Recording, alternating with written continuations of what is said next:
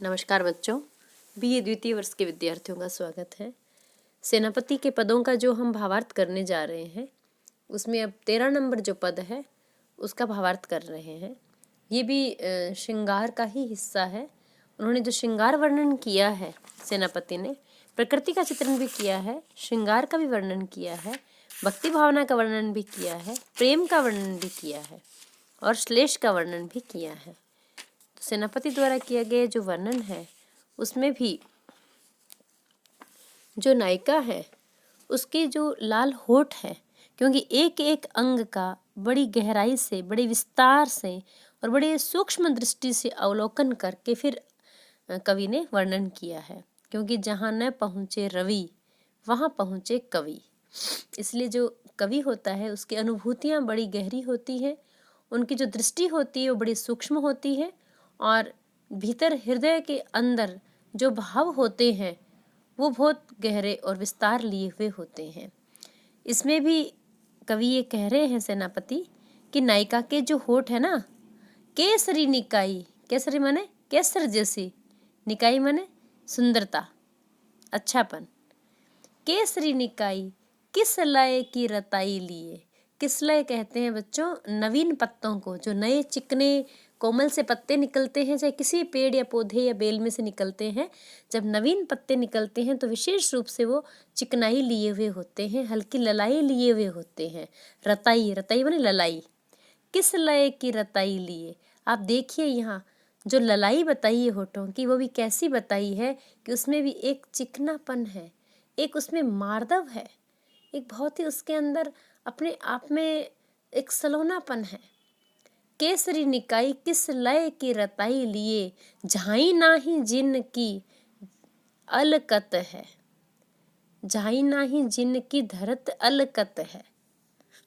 यहाँ कवि क्या कह रहे हैं कि झाई मतलब एक झलक तक नहीं है, अर्थात नायिका के लाल लाल होंठ केसर के समान इतने उज्जवल हैं कि नई खिली हुई पत्तियों के समान लालिमा लिए हुए हैं और उनकी लालिमा इतनी अधिक है कि वे अपनी लालिमा से आलता जो होता है ना बच्चों, हाथों और पैरों में लगाया जाता है मेहंदी की तरह, लाल रंग का एक पदार्थ होता है, उसे आलता बोलते हैं, अलग तक लाखी रंग।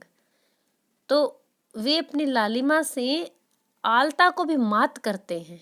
आलता भी उनके सामने फीका है, आलता से भी ज्यादा सुंदर है उनके होठ। दिनकर सारथिते सेना देखियत राते, राते माने लाल। दिनकर सारथी, दिनकर कहते हैं सूर्य को, जो दिन को करता है। सूर्य का साथी जो है वो अरुण, अरुण भी लालिमा लिए हुए है। अब यहाँ कवि क्या कहते हैं कि सूर्य का सारथी जो अरुण है ना, उसकी लालिमा भी नायिका के होठों से ही प्राप्त की हुई है मानो। दिनकर सारथिते सेना देखियत राते, अधिक अनार की कलीते आरकत है। आरकत माने आरक्त, एकदम लाल। अनार की कली से भी ज्यादा ललाई है उस नायिका के होठों में। नायिका के जो अधर हैं वो अनार की कली से भी कहीं अधिक लाल है और सूर्य के सारथी मानो अरुण ने भी जो लालिमा है वो उन होठों से ही प्राप्त की है। मतलब सामान्यतः होठों की उपमा लालिमा के कारण अनार की कली से दी जाती है, किंतु नायिका के अधर जो हैं वो अनार की कली से भी अधिक रस से भरे हुए हैं, अरुणता लिए हुए हैं और अद्भुत हैं। लाली की लसनी तहाँ हीरा की हसनी राजे, नैना निरखत हरखत आसकत है। आसकत यहाँ पे जो आया है ये वर्ण पूरा करने के लिए कै को पूरा कर दिया गया है। वैसे ये मूल शब्द आसक्त है, किसी में अनुरक्त होना, आसक्त होना, किसी पर हृदय आ जाना, उससे प्रेम होना, उसमें डूब जाना, उसको आसक्ति कहते हैं। तो बच्चों यहाँ कवि क्या कह रहे हैं कि इन अधरों की जो लालिमा की शोभा है, लाली की लसनी, ये जो लाल लाल ललाई जो है होठों की, उसकी जो शोभा है वो ऐसी सुंदर है। तहाँ हीरा की हसनी राजे, ये अधरों की लालिमा जो है उसके अंदर जो दांत हंसते हैं जब नायिका के, तो यूं लगता है इससे कोई हीरे बिखर रहे हो, हीरों की हंसी हो, ऐसा लगता है।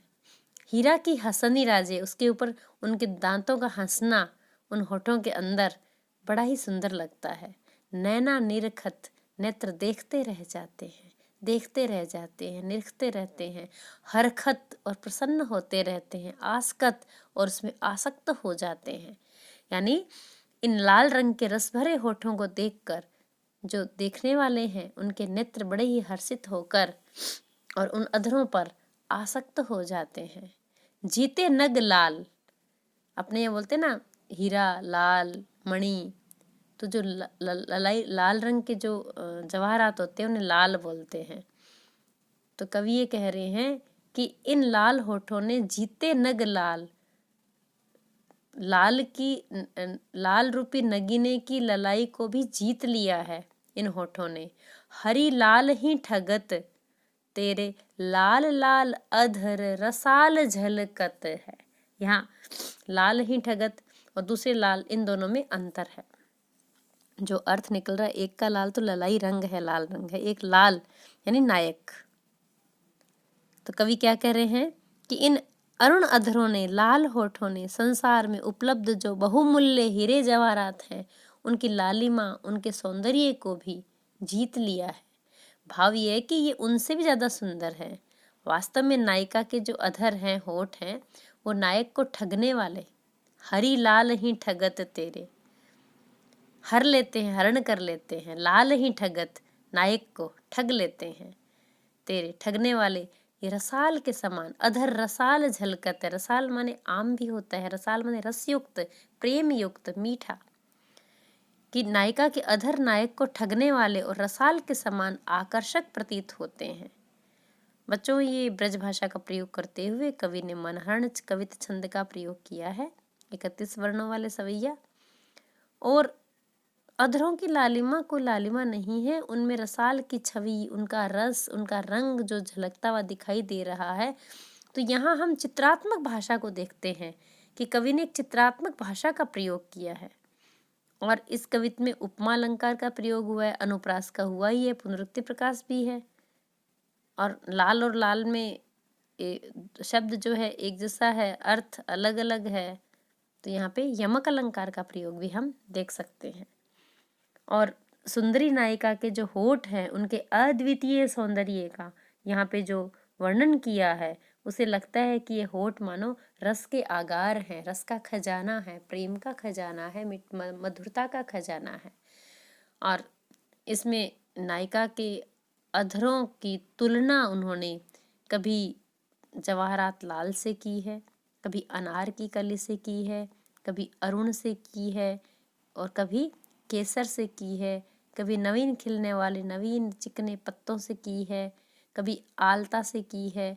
और इन सब का वर्णन करके इन सबसे सुंदर उन होठों को बताया है कि इन सब की छवि जितनी सुंदर है उससे भी अधिक छवि कहीं होठों की है। श्रृंगार रस का अत्यंत सुंदर चित्रण है संयोग श्रृंगार रस का। ब्रजभाषा, कवित छंद और नायिका के होठों के सौंदर्य का यहाँ बड़ा मनोहारी वर्णन हुआ है।